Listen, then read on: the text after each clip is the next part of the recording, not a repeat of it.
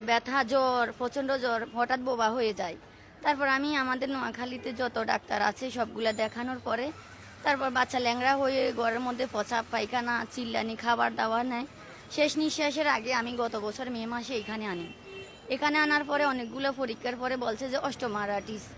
এখান থেকে নিয়ে যাওয়ার পরে আবার বাচ্চা লাল হয়ে ফুলে রক্ত পড়তেছে, আবার নিয়ে আসলাম। আবার নিয়ে আসার পরে বলছে ব্লাড ক্যান্সার।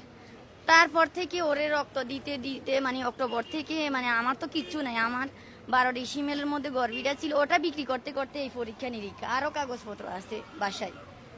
তো আবার এই যে গত মাসের বন্যার ওটার মধ্যে হচ্ছে লিভার, আর একটার মধ্যে আইছে এইস রোগ, তিনটা। এখন আমি কি করব? বলছে 8 থেকে 12 লাখ টাকার কথা কইছে ওই যে রিজাউন স্যার। না সেগুলা ঠিক আছে। এখন বাচ্চার মূল রোগ কি? Blood cancer. মূল রোগ এটা, ওই যে পেটের ইয়াটা বড় হয়ে বাচ্চার গেছে। বাবা ও কোনো খাবার দাবার অন্ধ, চোখে দেখে না, কিছু করতে বয়স পারে না। 75 বছর, মানে অনেক। বাচ্চার বাবার হ্যাঁ, বয়স ওকেও 75 বছর। জি, ও আমার কষ্ট হয় সবাইকে নিয়ে। উনি কি অন্ধ? অন্ধ না, মানে চোখে কম দেখে। কম দেখে। জি, আর মানে ওরকম শক্তি টক্তি নাই যে কিছু করার। আপনার দেশের বাড়ি কোথায়? আমার বাড়ি নোয়াখালী ছিল, এখানে ছিলাম আগে। তো কোনো কষ্ট করে 12 ডিসিমেল জায়গা কিনে ওখানে বাড়ি করছি, আজকে 3 বছর হয়।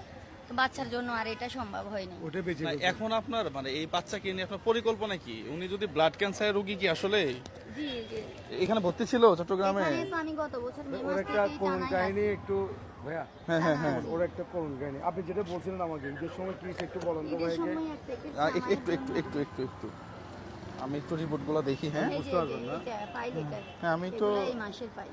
দেখলেই বুঝতে পারবো। আচ্ছা। একটু ধরেন। এটা হচ্ছে এই মাসের 3 তারিখের, এটার মধ্যে লিভার।